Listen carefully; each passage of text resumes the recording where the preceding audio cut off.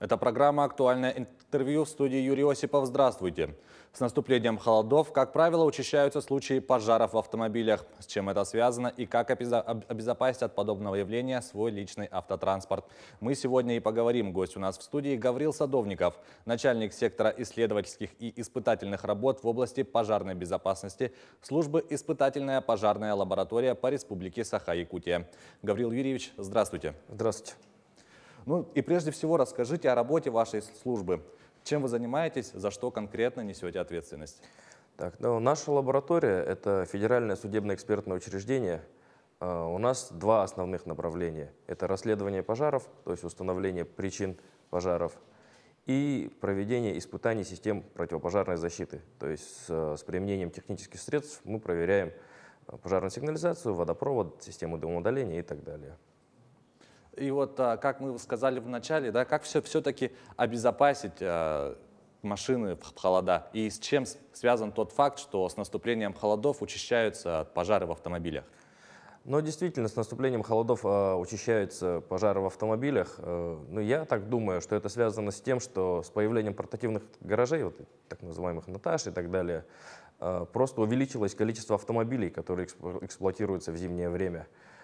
Отсюда и растет статистика.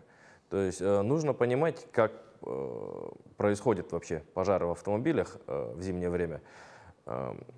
Как правило, основными причинами являются проблемы с электрикой и контакт горючих материалов с нагретыми системами элементов двигателя, то есть систем выпуска отработанных газов и так далее. Как правило, перед сильными холодами большинство автовладельцев утепляют свои автомобили. Расскажите, это как-то может повлиять на безопасность машины? Да, безусловно, это влияет на безопасность автомобиля, но в первую очередь все равно все сводится к человеческому фактору и к соблюдениям банальных норм пожарной безопасности. То есть, как выглядит у нас утепление автомобиля, да, стандартно? Это установка двойных стекол, лобовых и боковых, и утепление, локальное утепление двигателя. То есть, это защищают радиатор от потока холодного воздуха, да, то есть картонку ставят или как-то заклеивают, автоодеяло используют и протягивают днище брезентом или иным материалом каким-нибудь.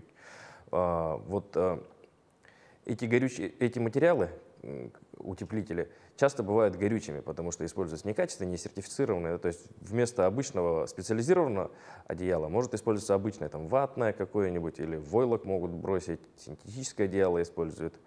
То же самое с протяжкой днища, да? То есть не горючий огнеупорный брезент берут, а обычный там брезент берут, или вообще там пенофолом каким-нибудь затягивают. Вот. Плюс ко всему, когда вот двигатель утеплен, у нас же машины всю зиму либо калмотят, либо на автозапуске, то есть значительно увеличивается моторесурс. Со всех сторон все утеплено, и локально в двигателе температура повышается, она там копится, и это приводит к ссыханию проводов, потом к разрушению изоляции проводов, потом может возникнуть аварийный режим. Либо просто от безалаберности, допустим, днище протянули, не смотрят там своевременно, не протягивают его, и потом этот брезент может как-то там с выпускным коллектором там как-то контактировать и привести к пожару и так далее. Потом, опять же, вот эта вот небрежность, да, допустим, одеяло, которое используется уже не один год, оно все промасленное, просаленное, что тоже повышает риск. Потом, например, опять же, вот к небрежности, да, взяли автоодеяло там, от какого-нибудь джипа большого и запихали в маленький автомобиль, там, где подкапотное пространство совсем маленькое, небрежно его туда как-то уложили, утолкали, тем самым провода пережали, где-то что-то перегнулось, и так уже пострадавшая изоляция, она там может некорректно себя вести.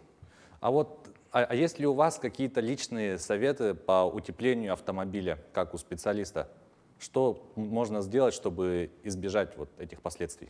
В первую очередь просто ответственно относиться к своему автомобилю, то есть своевременно техническое обслуживание делать. И я понимаю, что в условиях нашей республики утепление неизбежно, в любом случае у нас машины позамерзают. Просто нужно использовать, я вот недаром говорю слово «качественный», потому что мы сталкиваемся с этим ежедневно. Был случай, что мы специально купили и разобрали вот этот вот предпусковой подогреватель китайский, с Алиэкспресса заказали, разобрали, и он с новья, там провода, во-первых, тоненькие, во-вторых, изоляция такая вот, рукой на нее воздействуешь, она разрушается. То есть поэтому необходимо использовать качественные какие-то приборы и оборудование. Автоодеяла надо использовать качественные, то есть, ну, специализированные, да, то есть не горючих, там, циклоткани и так далее. Брезент нужно для протяжки использовать качественно. И все время, своевременно нужно заглядывать, смотреть вообще, что у меня там с автомобилем-то происходит. То есть выехали по трассе, где-то проехали, брезент разболтался, там, посмотрели, протянули, все нормально. Если появляются какие-то ошибки в двигателе, то есть, например, банально где-то ошибка выходит, там электрика некорректно работает, тоже надо заехать на сервис, провериться или самостоятельно, если умеете, посмотреть все, чтобы автомобиль работал корректно. Запахи какие-то посторонние появляются, тоже это на самотек не пускаем, сразу стараемся устранить причину, тогда все будет нормально. И вот говоря об утеплении автомобилей как о явлении, оно характерно только для России и Якутии или же оно распространено? Ну вот если посмотреть мировую практику, то, как правило, там в северных странах, это скандинавские страны и так далее, там, как правило, теплые парковки используются, то есть такого утепления автомобиля нету, как вот у нас это стихийно происходит, да? А по России это вот в основном мы, Магадан. А что вы можете сказать о машинах, которые работают на газу? Как обстоит дело с ними?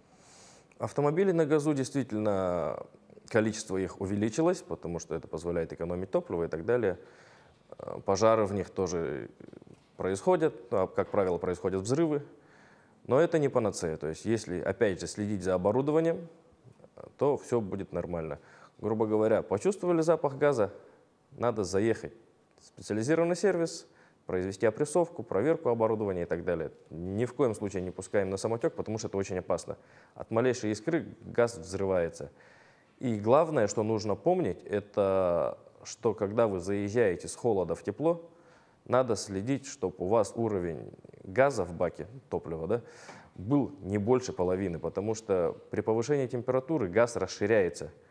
Газ расширяется, ему объема не хватает, если, грубо говоря, полный бак, и начинает происходить утечка, что впоследствии практически всегда приводит к пожару. Поэтому не больше полбака держим газа, и все нормально. А по бензину наоборот. То есть надо держать не меньше полбака, потому что, ну, чтобы минимизировать образование конденсата. В баке конденсат образуется, если на полупустом баке бензина ездить. Потом это тоже может как-то повлиять на корректность работы автомобиля. Это вот что касается конкретных советов. А что вы могли бы в целом посоветовать автовладельцам на зимнее время? Ну, в зимнее время в зоне риска помимо автомобиля находится еще и гараж, да, как сопутствующее явление. Причины все те же. Как правило, это электрика и какая-то халатность там, со стороны автолюбителей. Приведу пример. Да, например, в кооперативных гаражах, как правило, там, ворота там не утеплены. Ну, по каким-то причинам там бывает холодно, и, как правило, все собственники кооператива начинают включать эти нештатные обогреватели, тем самым очень сильно нагружает сеть. Грубо говоря, там какой-нибудь простой ветерок, он 2 киловатта потребляет. Если там 10 человек включат, сеть будет значительно перегружена, что может привести к аварийному режиму. Да? То же самое по индивидуальным гаражам. То есть, например, стоит какой-нибудь железный гараж, и у него в качестве отопителя используется электрический конвектор. Он, грубо говоря, круглые сутки работает. Если он какой-нибудь некачественный китайский, и, само собой он иссохнется, в нем произойдет аварийный режим, который впоследствии, в лучшем случае, просто сломается конвектор, в худшем случае возникнет пожар.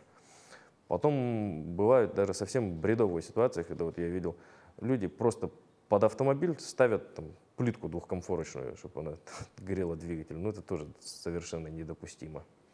И вот что касается гаражей, как бы вы посоветовали оборудовать гараж, чтобы это было тепло и при этом безопасно?